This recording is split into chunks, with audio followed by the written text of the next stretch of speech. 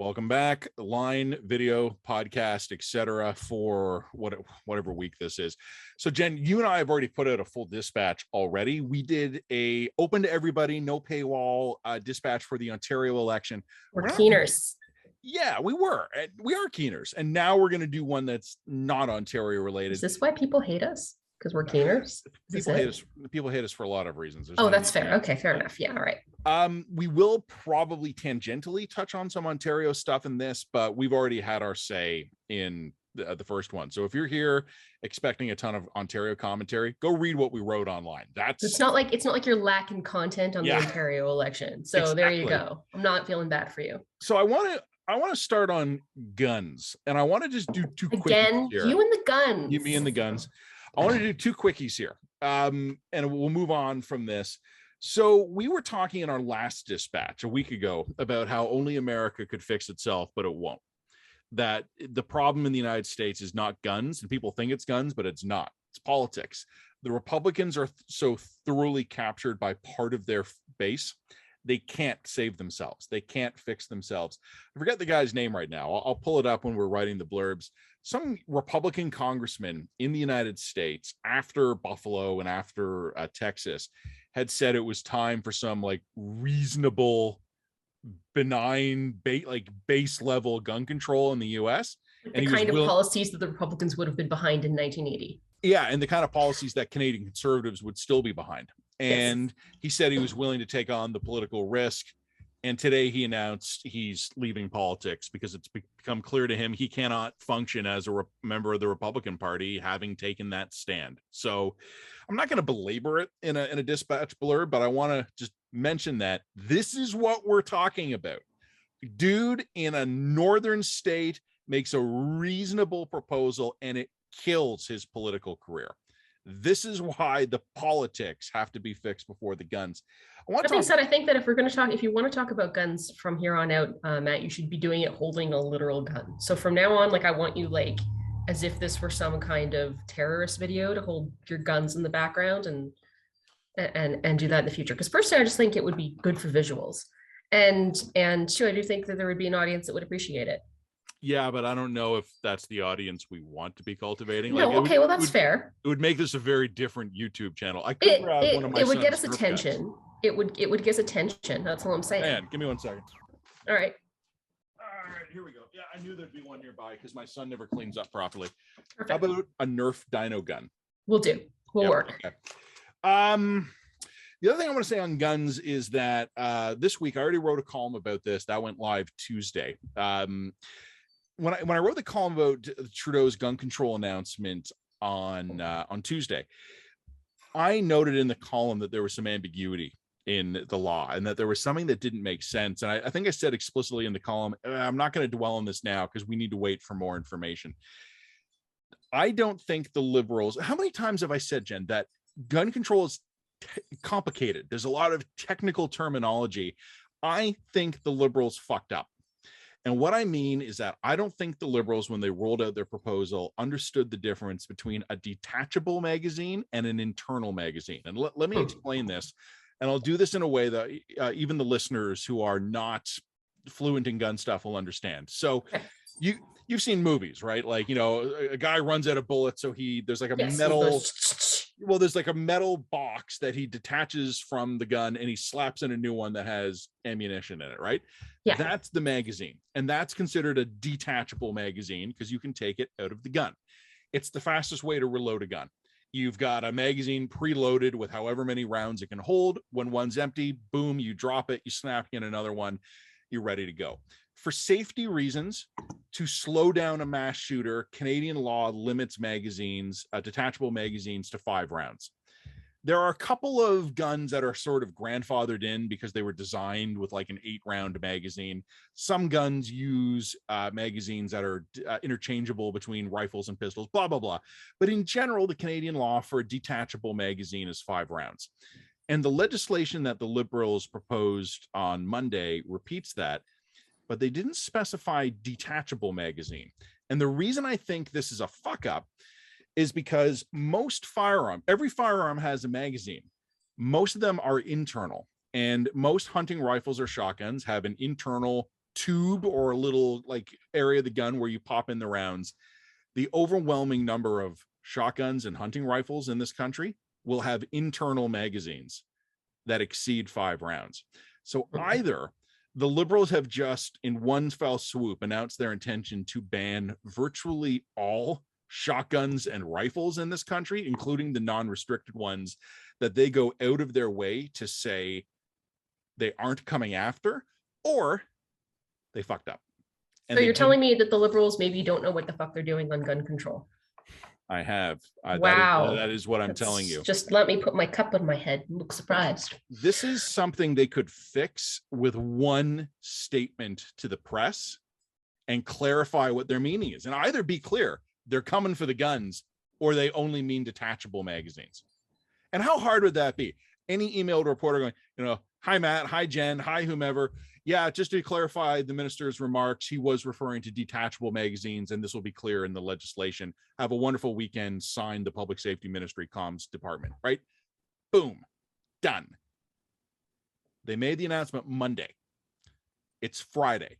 Have you sent them asking just clarify? No, I haven't. But other reporters have, and I've just been watching their like despairing tweets about not getting answers.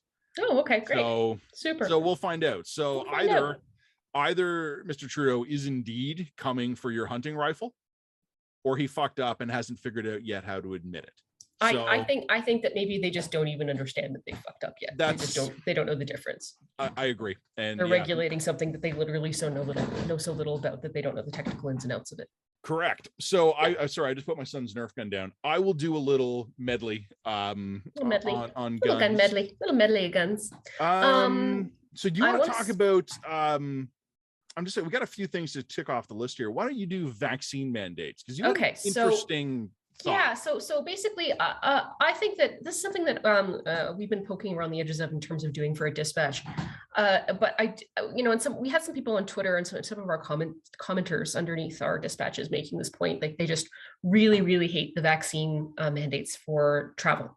Now, of course, the international vaccine mandates, Canada doesn't control really. But in terms of vaccine mandates to travel domestically, there are just a lot of people who really, really hate these things. I think that they're an unreasonable impingement. And I think that we are now in the point in the pandemic where I agree with them.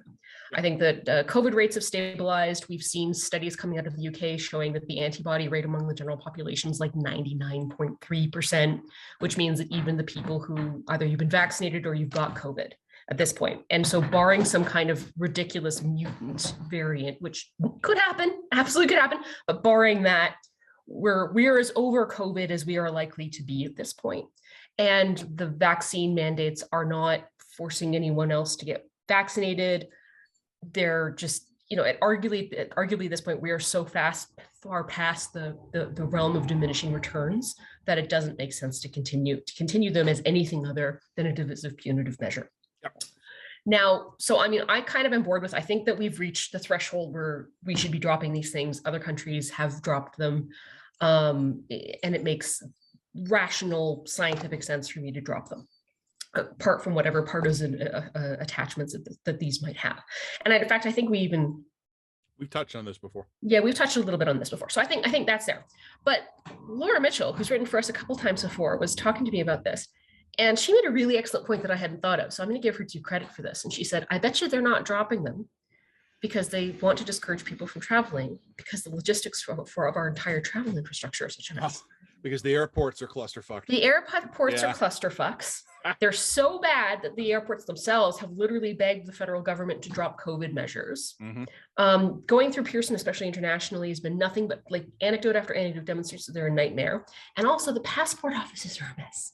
Mm-hmm. If you haven't traveled for the last 2 years and your passport's expired and all of a sudden you want to go down to Mexico, everybody's hitting those passport offices at the same time. And I'm hearing anecdotes of people being like, you're not going to get your passport renewal for months. Good luck. I saw on Twitter just a couple of days ago, John Kay saying he drove from home in Toronto, I think it was to Windsor, which is about a 4-hour drive, because he needed a passport urgently. And he heard that the Windsor office was in better shape than the Toronto one. Yeah. So an 8-hour round trip to get a passport. Look, I a couple points to make. First of all, Laura's theory is cynical. and it presumes a craven degree of selfish self-prioritization among our federal government, which makes me convinced it's probably accurate. It's probably accurate. It's like, I don't know if it's true, but I do think it is worth making the argument that the mandates actually don't stand up anymore. They're no longer rational measures. And, you know, they do represent an unreasonable impingement upon travel domestically for people. And that's probably not fair. But I also think it's worth pointing out, it's like, is there another reason why these are standing up? Like, is there another reason why because I mean, we know that the mandates are broad among the general public, they're popular, right? They poll well. But, you know, if they poll well, if this policy polls well, and it keeps, you know, 15% of the population from rushing to the passport office, that's already crammed and overbooked. Yeah, see, I'm cynical in my own way about this. I don't know if Laura is right or not, but it is interesting to think about. Interesting theory. What I would say, and you and I have touched about this, I've written columns about this, and I think you might have as well.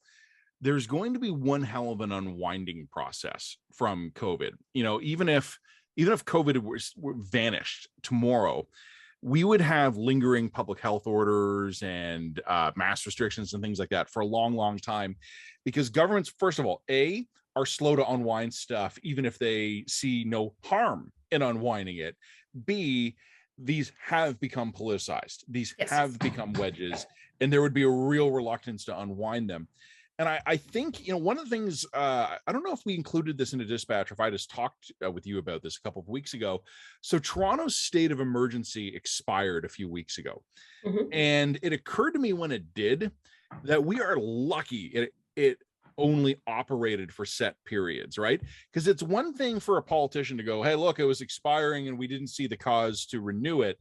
It's a very different thing for them to basically go, oh, shit, we should probably revoke this thing, but if we do, we're going to get yelled at. Yeah, it's why sunset clauses are actually really important. And it was actually one of my big concerns and fears with a lot of the mandates and the vaccine passports and things like that. We didn't have any. Was that they didn't have sunset clauses. Yeah. Like, that was actually one of my major concerns and issues with them. I would have been much more gung-ho on a lot of these passports if the government said right out that these are going to be, you know, these are going to expire at the end of 6 months. And if we want to renew them after 6 months, we'll renew them in 6 months.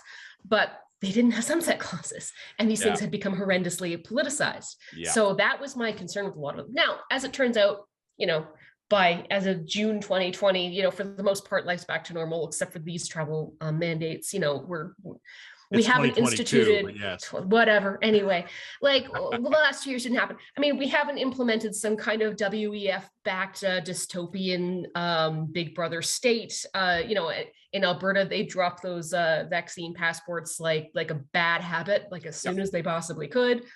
They still don't have them in Toronto now. Like they're gone. You have to wear a mask on the TDC. Yeah, you got to wear a mask on the TDC in a medical facility. Okay, fine. Like you know, but like you said, we're like 90% back to normal now. It's fine. I'm 99% back to normal. The only thing that I have to worry about is when I'm hopping a bus, do I have a mask? Do you have a mask on? I remember when I was in Toronto a couple of weeks ago, I had to remember to wear a mask or bring a mask, you know, but I mean, like my life here in Calgary is 99% back to normal. Same. I honestly don't even see many people wearing masks except for like elderly people who are going shopping, in which case I'm like, hey man, you do you. So like, you know, a lot of the fear about mandates and vaccine passports didn't really coalesce or materialize. Some of them did. So I think it's worthwhile, you know, with a little bit of distance, looking back and saying, okay, what about that policy made sense and what about it didn't?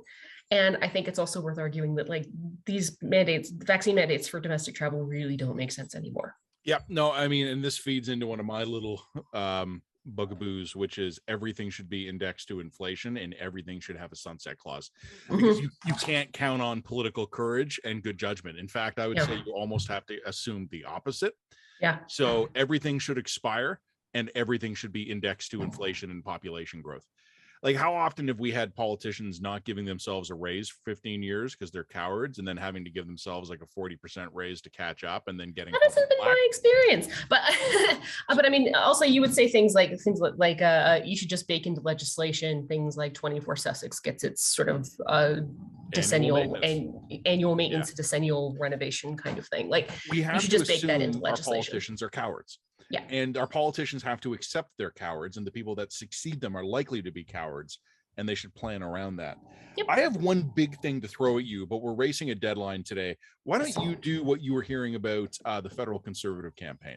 Yeah, so of course the cutoff for memberships, I believe it's either today or tomorrow. So the Friday. It was Friday. It's Friday. It's today. Okay. So they have the federal leadership candidates have now lost their ability to, well, not lost their ability. They've finished their ability to bring up new members, and of course we know with leadership races, 90% of it really is membership drives, right? It's who can convince the most people to buy membership and then get those people to show up to vote. It's a huge component of just how you do the math of a race, which has its own problems. And I've written about that in the past about why that's actually a really bad system, but let's put that aside. Friday was the cutoff, and just sort of what I'm hearing and what just judging from the sort of triumphalism that's coming out of the Jean Charest camp, it does sound like Pierre Poilievre does not have the memberships that he would need to win on a first ballot, which means that we're going to be going probably second to maybe third ballots. And it means that the people at the bottom of the ballots and their supporters are going to drop off, and who are they going to support after that? And that makes the race a much more interesting one. I think the general consensus was that Pierre needed to win on the first ballot to win decisively, and if it went to second or third, things could get really messy. The Charest guys have been talking pretty openly about that they have a second or third round plan, and that the key step has got to be surviving the first round. And if Poilievre wins it on the first round, he already has caucus lined up. If it goes beyond 2 or 3, then I would, if anything, I would say Poilievre as the front runner starts getting vulnerable, because people often shift their supports away from the front runner. I think it's human instinct. Fuck the front runner, right? Well, and not only that, but I mean, Poilievre's not really courted the other candidates nor their members. In fact, it's been very much. It's a little scorched earthy. Yeah, he's run a scorched earth campaign. So, and that's a front runners campaign. That's a front runners campaign who expects to win on round 1, and probably doesn't have a very good second round or third round ballot plan. So that is worth noting. I don't think it's worth putting too much time or energy into it, but it's definitely worth paying attention to. So you'll do that. You'll do vax mandates. I'll do a little gun medley, and I wanted to throw this at you. Mm-hmm. This is something I haven't decided yet if this is a dispatch blurb or if it's a column. Okay. I will tell you that it is probably going to make interesting enough chat, so we can talk about it here on the video and on the podcast. You and I are known to like a good chat. Yeah, we like to chew it out. I've had an interesting experience this week. And so columnists, let me explain this to the viewers and the listeners, but you'll know this. A big part of the job is just when like 2 random things that are floating around in your brain connect in a new way, and that's a column. It's so in order to actually write a lot, you need to read a lot, and you need to be pumping information into your brain, and then the writer's individual experience and personality and worldview will sort of slam it together into new forms, and then boom, you have a column. Not everyone can do this. Some of us can do it at a pretty astonishing rate. Mileage varies. I want to lay out 5 things that collided in my brain this week. And you tell me, well, let me just tell you what they are.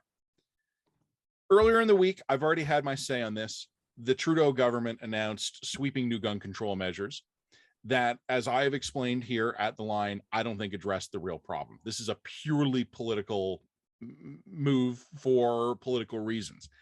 Number 2 on the list, former finance minister Bill Morneau gave a speech to the C.D. Howe Institute this week. One of the things he talked about at some length was how this is a government that lost interest in making Canada more prosperous, lost interest in Canada, or maybe never had interest in growing our productivity. It was all about chasing short-term political wins, right? No one wanted to talk about long-term growth, according to Bill Morneau.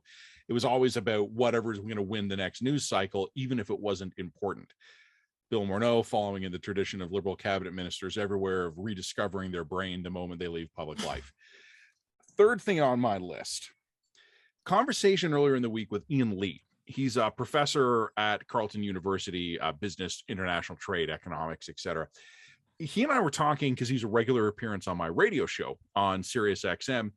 And we're always emailing back and forth ideas. What should we talk about this week? I've been doing radio stuff with Ian a long time, so we go back a long way.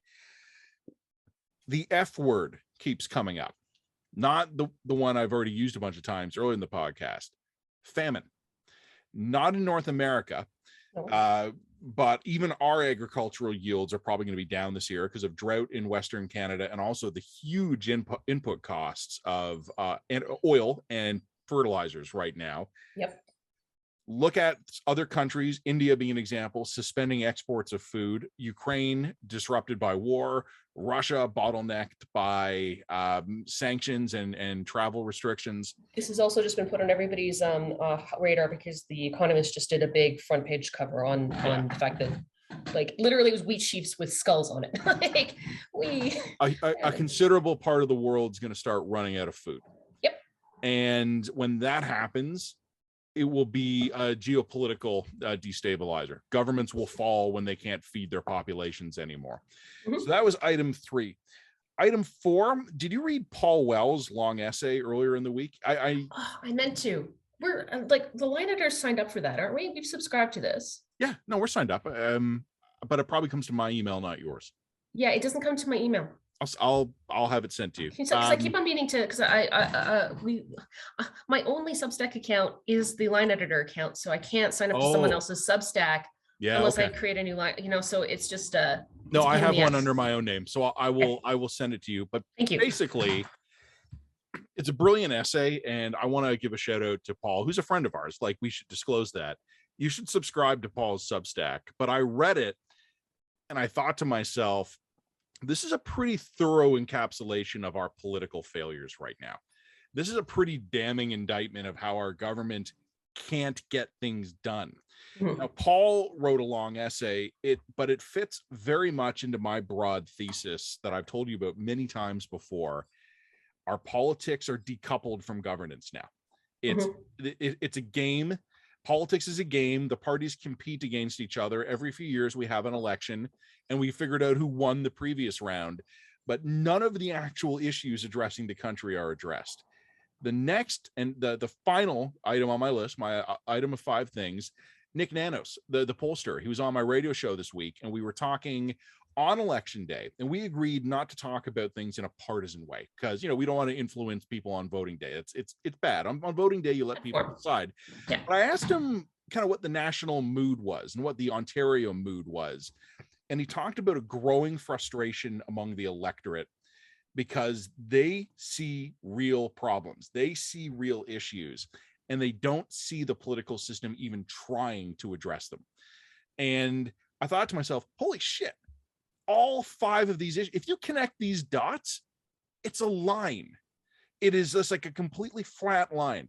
A liberal gun control policy that doesn't tackle gun crime, but it's good for politics. We've got Bill Morneau coming out and saying explicitly, we weren't doing what we were supposed to do because we were focused on winning the news cycle. We've got famine that we're not talking about in this country. And earlier in this week, conservatives were complaining about like trade policies in Canada that are making it harder for us to export our food. Our trade policies in this country have made it harder to export our energy, and people are going to starve to death all around the world because we can't get serious about what the actual issues are. We have Paul Wells in this long essay. Everybody go out and subscribe so you can read it, eviscerating the government for its manifest inability to focus on issues instead of winning the next day's social media news cycle. We've got Nick Nanos telling me that his polling is capturing a real discontent in the population, which is exactly what John Wright, our buddy who's currently on vacation in Europe, the lucky bastard, that's what he was telling us months ago, that the population is angry. And I think to myself, are we in a state right now, and this is where this is pretty much the only Ontario election content I'm going to throw at you right now. Turnout was low, 43% turnout as of now. There's still a few ballots to come in, but that's really low turnout. And people always get depressed about it. It's like, oh, well, the media didn't cover the campaign right, or all the options sucked. My primary theory is fatigue. After 2 years of living through hell, no one gave a shit about an Ontario provincial election. What about this theory, though? Try this one on. Is an increasing percentage of the population concluding correctly that our politics is so dysfunctional, it actually doesn't matter? Because, like, the cliche has always been every vote matters. You don't get to have a say unless you come out at the election. You can't give in to apathy. Is the logical, correct conclusion right now actually in our politics that your vote doesn't matter? Because none of these parties are proposing serious governance. They're all just competing in the political meme wars. Yeah, I mean, I think that that's probably true or close to true. I wouldn't necessarily peg the Ontario election as an example of that, because I do think that essentially the PCs ran a very strategic campaign to not drive lower voter turnout, but they ran a very purposefully boring campaign, a non-controversial campaign in which Doug Ford was not very present and focused on very boring issues like highways and, you know, some housing stuff, you know, and they didn't engage people very purposefully because they knew that a low voter turnout and low engagement would favor the incumbent. Yep. And it would help them. And the Liberals and the NDP were unable to get over that hump. That's actually what I think it was. I do think that it was strategically purposeful. You may have, I think that, you know, the next federal election, if it's Pierre at the helm, I think you're going to have a high engagement campaign. And that's just going to be because the interests involved are going to have an interest in making it and the capacity to make it more interesting and get people involved. So I wouldn't peg any particular outcome, any single outcome to this, but I do think your thesis is broadly correct, but I don't think it's a dispatch. I think that's a column. Okay. Yeah, I think that's a column. There's too much there.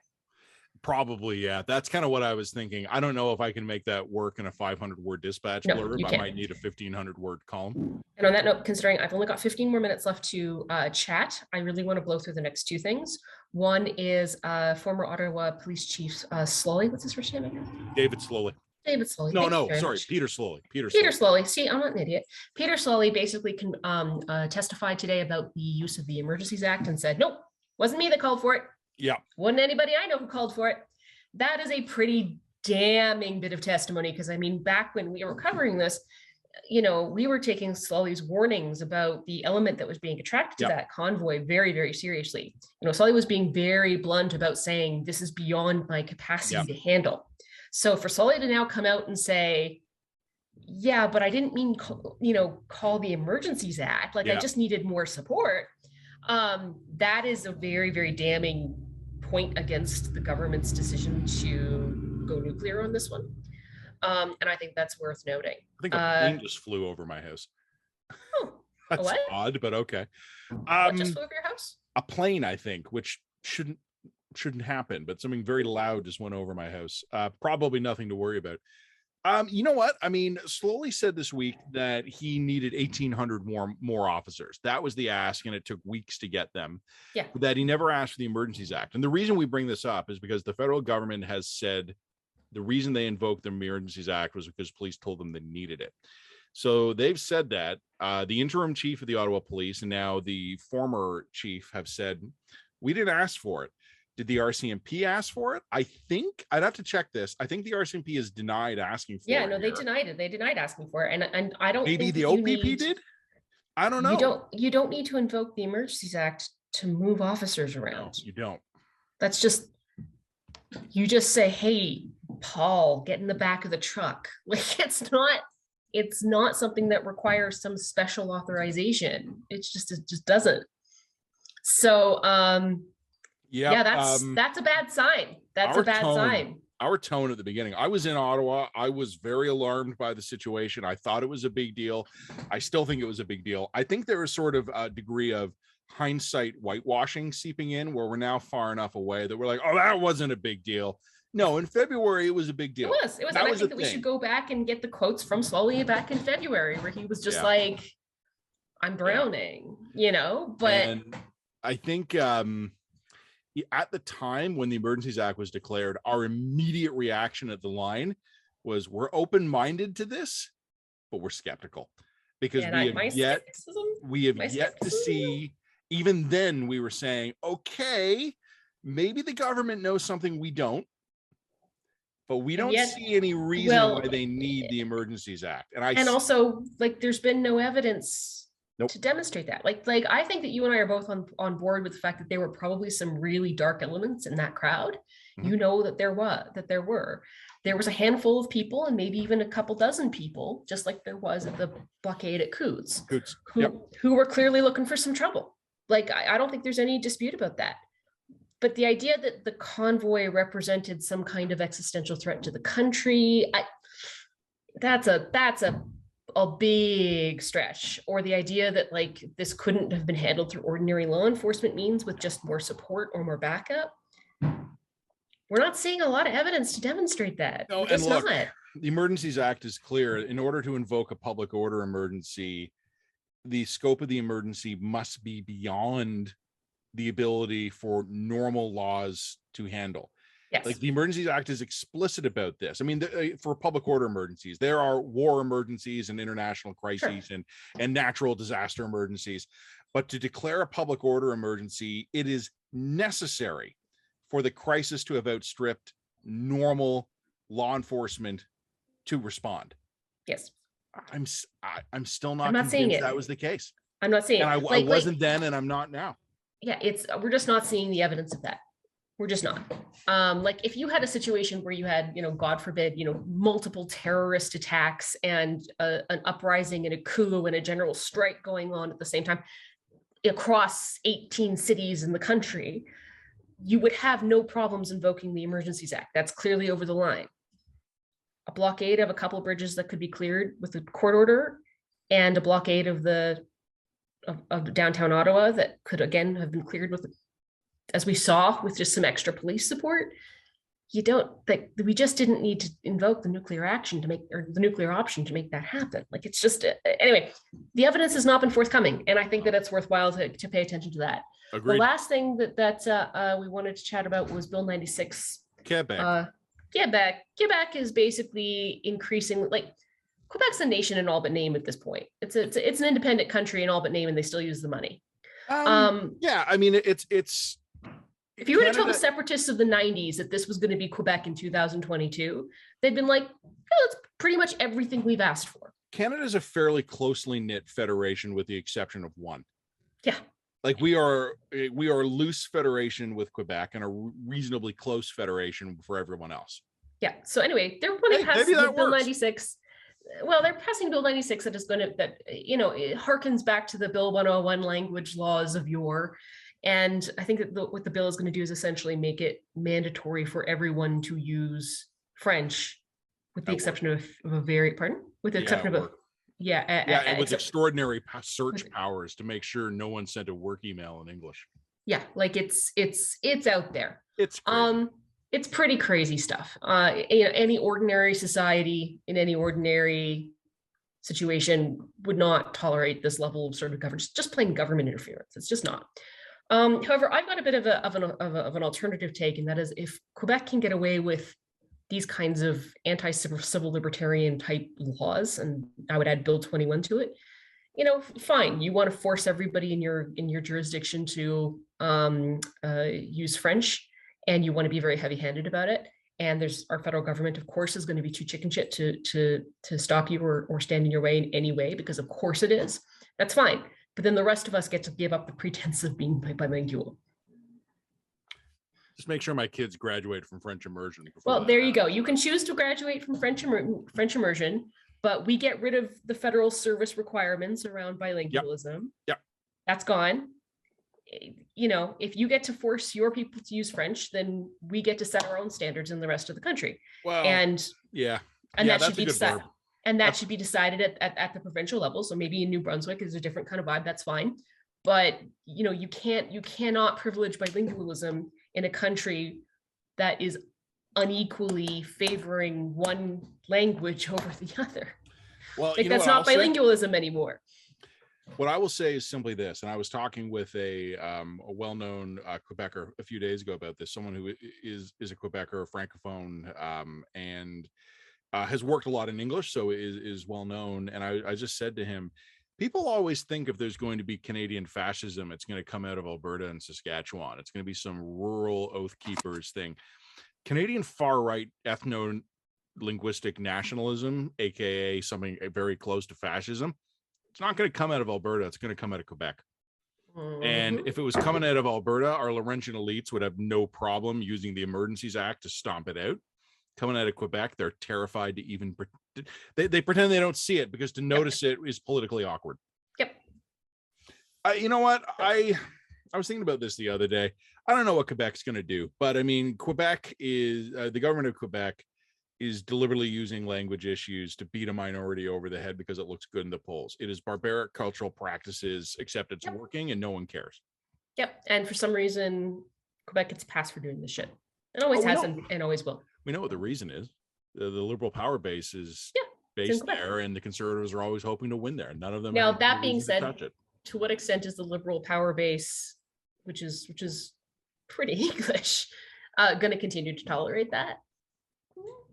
I think to a sufficient extent, but to a sufficient extent is probably going to be the answer. So, like as I said, fine. You want to engage in these kinds of jackbooted type policies against your people, all right. But then I don't think that we should be playing the huggy, touchy, feely, bilingual, United Federated Canada game anymore, because we're not. We're just not. What I think needs to happen is there needs to be an honest to God Montreal separation movement. Yeah. No, I'm not kidding. Like Montreal and other parts of Quebec that would prefer to remain aligned with Canada need to basically start saying we've had enough. We want to join Ontario. Or in Montreal's case, what will happen exactly the same thing that happened during the referendum is that if you're an Anglo in Quebec, you just leave because you just can't do it anymore. Which I mean hobbled that province for 20 years. Well, longer than that. They're only really starting to fix some of it now. True. But yeah. So anyway. It is what it is. It's what it is, man. As long as you and I can keep Ontario-Alberta relations strong, we'll all be fine.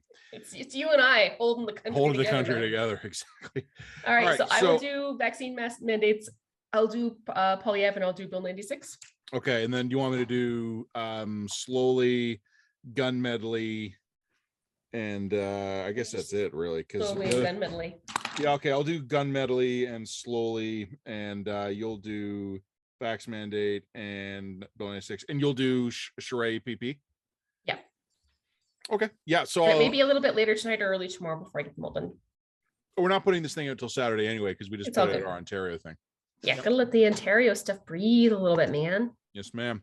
There's nothing contentious or spicy in this podcast. Should we put the podcast video out tonight and then do the written part later? I think we could probably do that. All right. We do not need to get this one lawyered.